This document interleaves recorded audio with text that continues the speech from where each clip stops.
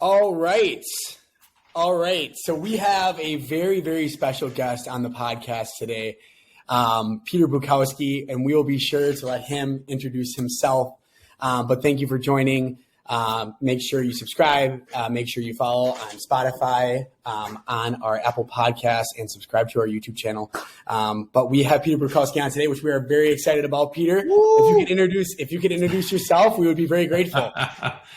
Hey guys, great to be here. I host Locked On Packers. I co-founded The Leap, a newsletter I would love for you to subscribe to. You can follow me on Twitter at Peter_Bukowski. Awesome. So, Peter, thank you so much for joining us today. We know there are a couple of things, and you're limited on time, so we wanted to dive right into it. But right away, we want to get into it. So, Brian Gutekunst had his press conference yesterday, which was long awaited for a lot of Packers fans, knowing that there was nothing done at the trade deadline, which some can speculate was a bad thing. Some can speculate it really is hogwash. It's whatever. So we just kind of wanted to get your thoughts on what you thought of the press conference. I mean, again, he said a lot of things were going to be talked about in the offseason, as we expected that he would, but he did address a couple of things, and I honestly thought that he did a good job representing himself and the Packers. So we wanted to get your thoughts on that and kind of see where your head was at. Yeah, I mean, look, I have a lot of thoughts on that. I wrote about it for The Leap. It was the topic of my show. I don't know what day this is going to come out, but it was the topic on Tuesday that we spent the most time on. We spent really a whole show talking about it. So it's hard to distill it down into one basic idea. But I think, if I were going to distill it down, it would be that the Packers want Aaron Rodgers back, that the ball is in his court, and that they're not worried about Jordan Love, that they think he's a starting caliber quarterback, and whenever he's ready to play, he will play. And I think that's a pretty big thing for your general manager to say, right? Because we were speculating, we were making assumptions about a lot of these things without the evidence, without the information. And then for Brian Gutekunst to give you that information, whether you want to believe him or not, like those are other things, or whether you think that he is right to believe the things that he believes. Look, I think reasonable people can disagree on some of that stuff. But for him to say, we think Jordan Love is a starting quarterback and that we don't need to see him play this year, I think it's really meaningful. And I actually loved, guys, what he said about winning culture and feeling like they want their team to spend every week feeling like the only thing that matters to the organization is winning, not getting a look at players, not evaluating anybody, just to say, go out there and win. And that does give you a chance to do evaluations, right? Like if guys aren't playing hard in a game that doesn't matter, that tells you something about them. If guys aren't preparing with focus in a week leading up to a game that doesn't quote unquote matter, you're still getting paid. And in the case of some of these guys who have not performed to standard this year, you're getting paid a lot of money. And so I think that gives you information if you're the Packers on who is an actual building block moving forward. What if guys like Keyshawn Nixon and Rudy Ford continue to play really well? Have they earned opportunities to keep doing that? What if Darnell Savage can't stay healthy? What if Adrian Amos still looks a step slow? What if Allen Lazard is really just a blocker who can make some third down plays? Like he's become essentially a tight end in this offense. And he's a really nice player. I really like Allen Lazard. But I think that he thought he was going to have a sort of frontline receiver one season. I thought he would have something closer to that this year. He hasn't. Well, that's going to affect how much money he gets paid. But if he keeps doing all of those things, that makes him really valuable to Green Bay. So they still get a chance to evaluate all these guys. I think that's the biggest thing here is they want to try and evaluate while winning. And I think that's the sign of a team that understands trying to do all this on the fly, which is not an easy thing. Yeah. And do you think, if the Packers are mathematically eliminated, maybe is that the time that they try and at least put Aaron Rodgers on the IR, put Love in for a bit? The problem is I don't think you can phantom IR Aaron Rodgers because he's not going to lie about him being hurt, right? Like he's going to go on Pat McAfee and he's going to say, I'm not hurt. And for better or for worse, right? I mean, this is one of the things that we love about Aaron Rodgers is that he's willing to speak his mind. And so you don't want to take that away from him either. But at the same time, I think what you want to do is have a conversation with him. And if he comes to the conclusion, look, I think it's the best. If Aaron Rodgers says, I think it's the best thing for our team to play Jordan Love and give some of these other guys an opportunity, then the team has to decide what they think the answer is and how much they want to fight with Aaron Rodgers about it. Because Brian Gutekunst I think there is a sort of, it's not uncharitable because it could be how they believe, and it's certainly Brian Gutekunst would be well within his rights to say, Aaron, we don't care if you want to sit when we're mathematically eliminated, you're playing. Like a general manager can certainly say that to a star quarterback. We've seen teams try and take these sorts of hard lines, but I think you'd want to take all of this into consideration and say, okay, if you think the best thing for the team to do is sit, we disagree, but guess what? We're going to let Jordan Love play. Jordan Love is going to be the guy for the next couple games, and we expect you to be a good teammate and go from there. I think that's a reasonable thing. Just like I said a couple weeks ago, I didn't need to see Aaron Rodgers play again, but letting him play against the Bears one more time was a reasonable compromise. I think it's the same thing in this case. If he wants to sit, if he thinks Jordan Love should get some opportunities, okay, cool. Yeah. It's up to you. And it was good Oh, go ahead, Tyler. I was just going to add on. It was good to say, I don't know if he tweeted or said in a press conference at the end, but it was good to see him say, like, I'd be open to having Love play. Saying that to the organization, it feels like he really is starting to truly care and is putting his ego aside. So yeah, it's funny you asked that though, because in the same way, another classic Rodgers comment in the postgame press conference, though, talking about his days back at Cal and Marshawn Lynch and his time over there, and he's like, oh, I left a little bit early. And I really have no regrets when he was being asked about the excitement of Romeo Doubs and Christian Watson turning into an absolute superstar, which we can get into in a second. But, it's just a classic Rodgers comment. And again, it's going to cause so many people, like we're doing right now, to sit here and have conversations about it, about what did Rodgers mean? Is he going to come back? Is he done? Yada, yada. I almost try not to even look into these comments too much. But again, another weird comment by Rodgers, kind of cryptic. And yeah, exactly. What's the fun in that? But I mean, might as well, since we're on the show, might as well dive into it. I want to get your thoughts on that. And I know I heard you talk a little bit about it, and I saw a couple of tweets that you had about it, but I was curious about what your thoughts were. Well, I'll give them, but I want to hear what you guys think. What did you guys think when you saw the quotes, when you heard the video or watched the video or whatever?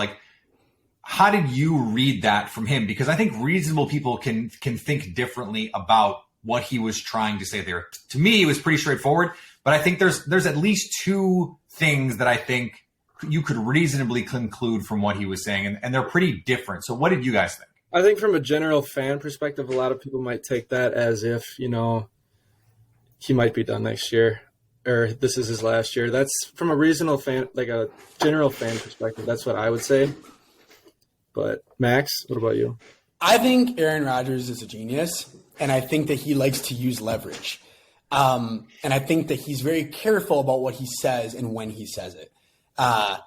Aaron Rodgers, in my opinion, I said this even when he was demanding a trade and the rift with Gutekunst and Murphy and all that stuff. He's not leaving. I never thought that he was leaving. And right now, I don't think Rodgers could ever hang it up as a Packer on the note that he were at this year. I really, truly don't. I think that he's going to be back next year.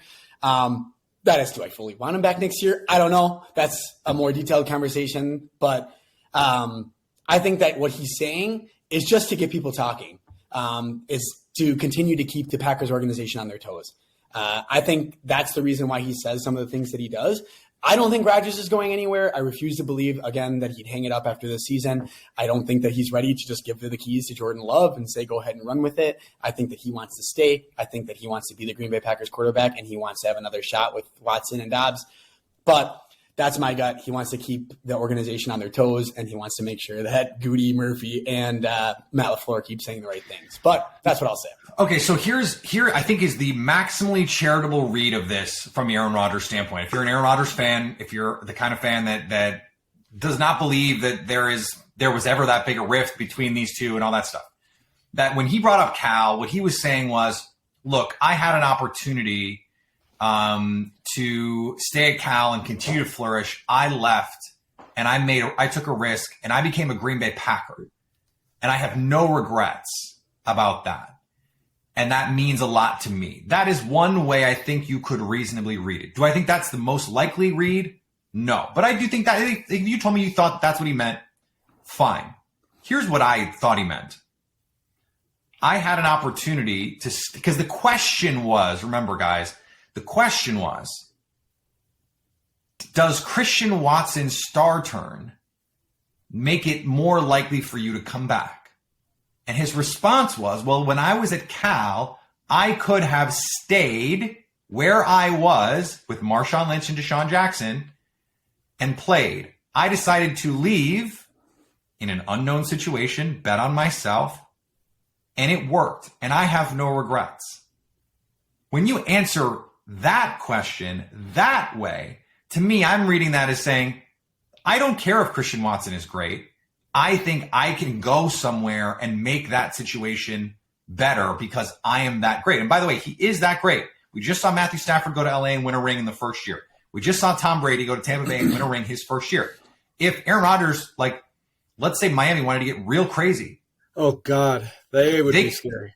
They could win a ring that first year with Aaron Rodgers.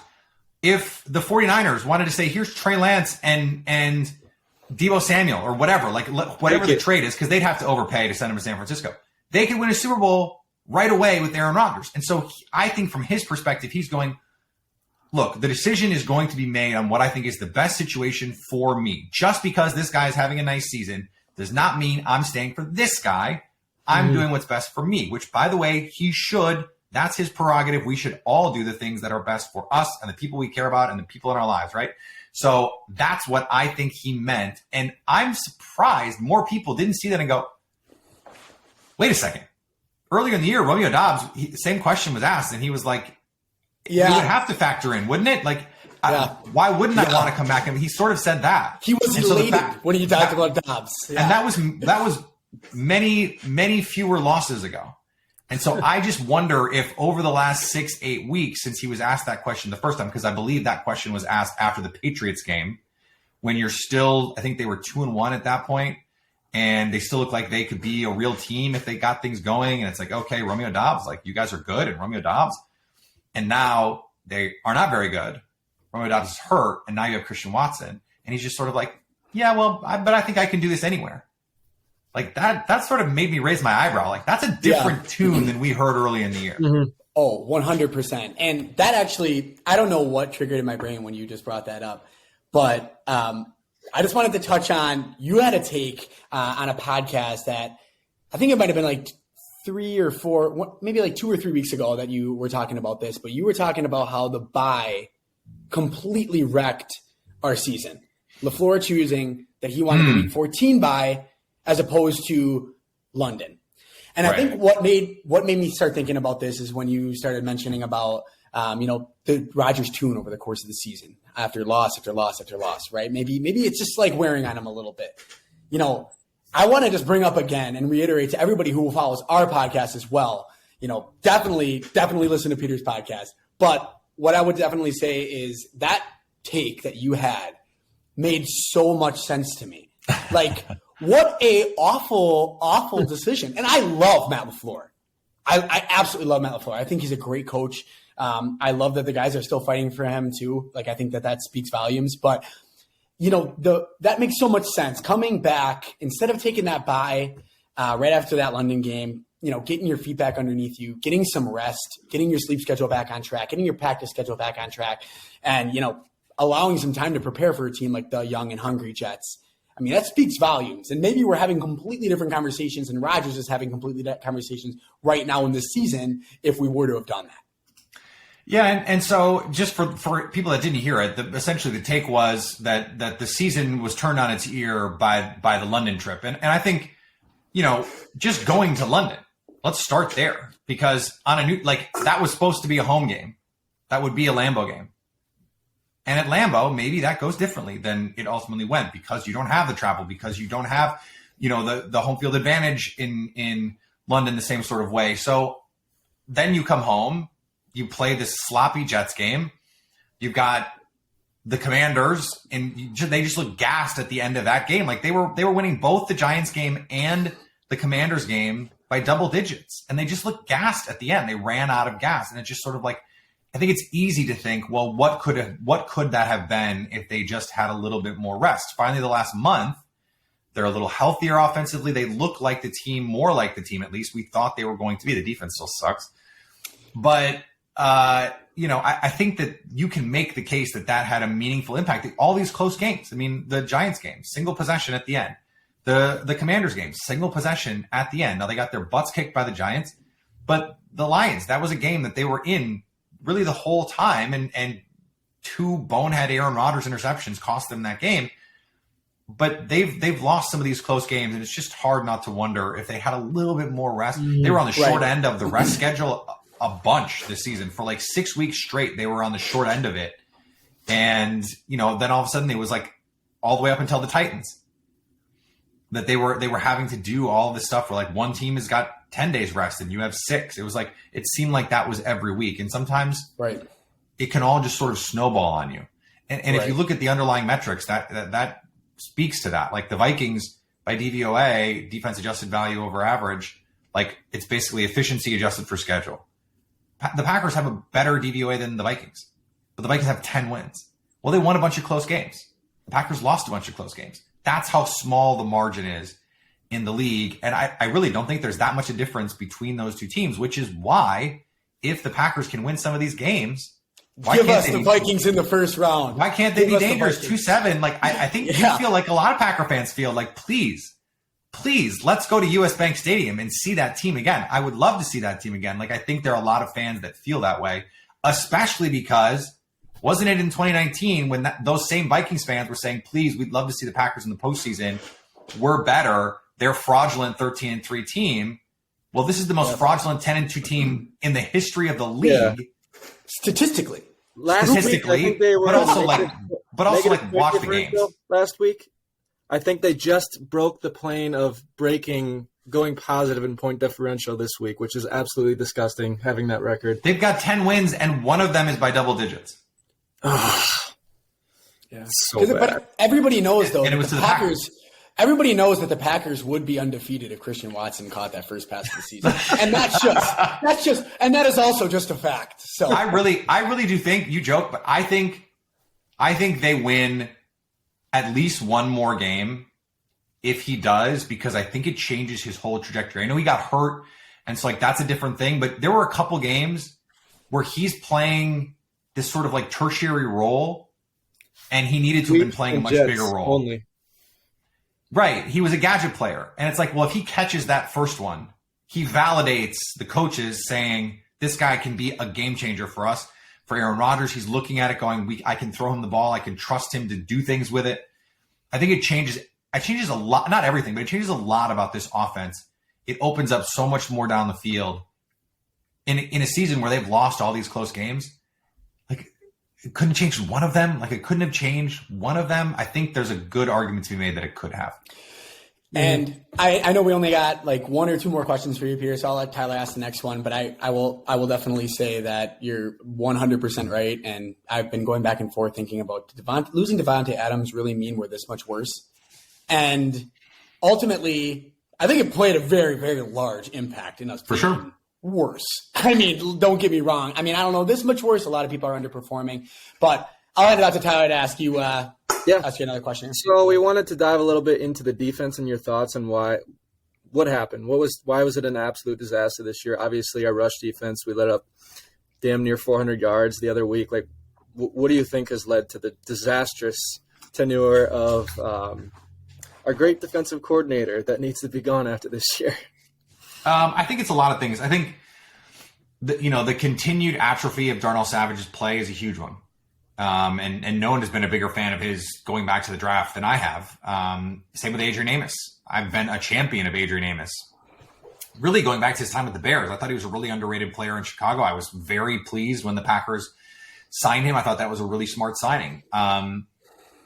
Kenny Clark in the second half has not played the same level that he did to the first couple games. That's pretty evident. Devondre Campbell got hurt, missed a lot of the season, and was not, when he was on the field early in the season, playing to the same level that he was, last year when he was an all-pro and a legitimate all-pro. But they played a very different style. They were playing a lot of these hybrid dime fronts where you've got three safeties on the field and he's really the only linebacker. Now he's got to babysit Quay Walker and the run fits are different. And so they tried to change a lot of this defense, and I think it was for the worse. Eric Stokes played worse. Russell Douglas has played worse. And so even getting Jair Alexander back on the field when everyone else is playing worse, it's just hard to have a good defense. Rashawn Gary is really the only guy who year to year is playing better than he did the year before, and then he gets hurt. And so that makes things difficult. It's great that Kingsley Enagbare looks like a real player, like a legit NFL pass rusher. He's excited. Where did he come from? I just recognized him last week. Like where? South Carolina, 5th round pick, looks incredible. But he looks like he was a better pick right now than Devontae Wyatt or Quay Walker. I mean, Devontae Wyatt can't get on the field. Quay Walker needs a map and run fits, and it's going to take some time there, and that's just all of that comes together with a coach who, I think he's in a lot of ways taken too much criticism this year. But all that being said, I just don't think it's working. And so that's part of why I think that they need to make a change. I just think there's other better candidates out there. Mm-hmm.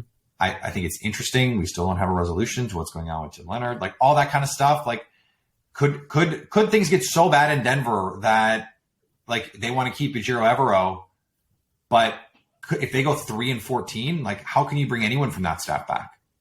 Oh, what a disaster! Couldn't he suddenly become the defensive coordinator in Green Bay that helps them win a Super Bowl, and then he gets a head coaching opportunity? Like he might get a head coaching opportunity anyway, by the way, because that defense has been that good this season and that offense has been that pathetic. But I just wonder about that. Like if they go 3-14 and they give the 2nd overall pick to the Seahawks, how do you keep anybody? And so I think there's just going to be better options. And if you're the Packers, you got to be going, we got to find a better option. Mm-hmm. Yeah, 100%. And I mean, this has been a year where it's like it just seems like a what can go wrong will go wrong. A little bit of a Murphy's Law here, yeah. Yeah, what can go wrong will go wrong. And Peter, I mean, we're gonna wrap things up here, but I want to end. Question. Yes, I want to end on this note. All right, the Packers are going to be. Give me optimistic reasons why the Packers are going to be Super Bowl contenders in 2023. Possibly Super Bowl contenders in 2022, maybe, if we can win out and find a way to get in. And I don't know. Who knows? Who knows? Crazier things have happened. But I'm an optimistic person. 2023, 2024 season, give me optimistic reasons why the Packers are going to be Super Bowl contenders right now. Well, Russell Douglas is playing safety. You have a new defensive coordinator.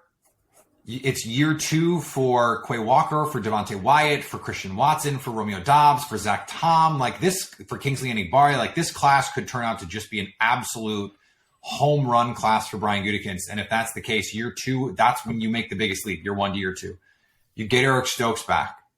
You bring Alan Lazard back on a reasonable contract, and now you've got a hungry team again.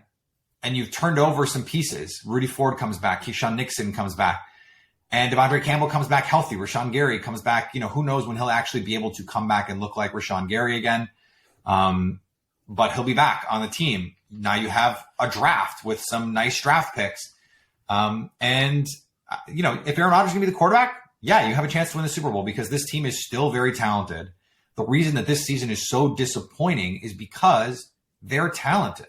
Like that's the reason that this is disappointing. So another year with an offensive line that's had to shuffle around a lot of pieces. Now you're in year 2. Yosh Nijman, you're a right tackle. John Runyan Jr., you're the right guard. Elton Jenkins, you play left guard. Josh Myers, you're the center. And then Zach Tom, you're either the left tackle in 2023 or you're the left tackle of the future. Everyone gets to settle into a place. And I think that has so much value. And then I can't understate what year 2 with Christian Watson and Romeo Doubs could be. I mean, Des Bryant said he thought that they could be a top 5 receiver duo. It is just so exciting to think about what they could be together. Underneath, middle of the field, intermediate routes, and over the top. They can win everywhere. They can create big plays from anywhere. You pair that with this running game with Aaron Rodgers. If they can improve the defense just a little, I mean, that's what we thought last year, right? If the offense falls back a little bit, but the defense gets better, well, the offense fell back a little bit and the defense got a lot worse. And that can't happen. So if you can some guys change spots, you get a new DC in there, I think that can do a lot for the Packers moving forward, but we'll see. Awesome. Well, Peter, we thank you so much for coming on our podcast today. Make sure you tune into The Leap. Make sure you listen to Locked On Packers. And you run the whole Locked On Sports Network, Peter, right? Well, I don't run it, but we do have Locked On Sports Today, which is our big sports show. I would love to, if they want to pay me to run it, I'm happy to do it. But Locked On Sports Today is our flagship show. All sports. It's like the first 15 minutes of Sports Center. So all the big stories that you want to hear, and it's on YouTube, it's on streaming. So go check that out. Would love to have people come find that. And I do have one quick last question. I'm dying to know. I saw it on your Twitter. Tell me the story of how Donald Trump butt dialed you. Okay, so I was working on a story, and the story was about his golf courses his golf courses were in his filings for president. You have to disclose all of your holdings, and he said that they were worth, all of them were worth $50 million or whatever he said, and in all of those local jurisdictions, or in many of them, he was fighting the valuations with town and county assessors, saying these golf properties are worth nothing. You should be taxing me at a lower rate. And so I wanted to know, Donald, how do you square these things? You say on your filings they're worth all this money, and then when it comes to local government, you're saying they're worth nothing. Explain to me the deal. And so I called a contact, one of his handlers is the wrong word, but she's like one of his managers. And she said, okay, well, he'll call you maybe next week. It was right during the New Hampshire primaries in 2020. 2016. And I'm like, okay, I didn't think anything of it. I go back. I've been living in New York City. My apartment happened to be like 2 blocks from my office. So I walk back to my apartment for lunch. I'm eating my lunch. I'm mid-bite of my sandwich. And I get a blocked number call. And I pick up, and it's the Donald. Oh, my God. Oh, my gosh. And he wants to talk, because he wants to talk golf courses. He wants to talk golf. The guy just loves golf. And so we do the interview. And I have to say, I was expecting a lot of like bluster and I was expecting the character. And I didn't really get it. And so it caught me off guard a little bit. And so I wasn't as dogged as I should have been in the interview. It was not my best interview, because I think he did it on purpose, knowing that like I was not expecting his call. So he catches me off guard, and I didn't handle it well, I have to say. Luckily I ended up getting a second interview with him, and I was able to handle that one, I think, much better.